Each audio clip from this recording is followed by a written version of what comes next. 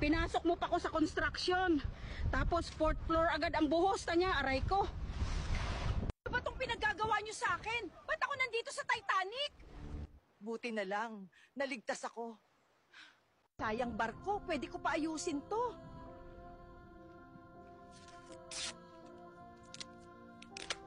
Mga anak, Luko, dito ako ngayon sa Grand Staircase.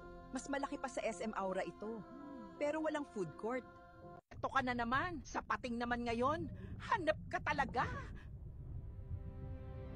Hi guys! Nandito ako sa pinakailalim ng Pacific Ocean. Basang-basa na ako. Mainit, puro kayo reklamo. Ngayong maulan, tara, shot tayo. Bigyan na ba kayo ng 80,000 pesos? Ang bantot naman dito. Natural, malapit ilong mo sa bibig mo. Uy, Aling Aida, nandito ka din pala. Alam mo yung sa 80,000 pesos? Oo, sinabi sa akin. Nandito ako sa loob ng Mayon Volcano. Medyo maiinit pala dito, no? Umorder ako ng Lapnos ang bibig drink. Sarap neto.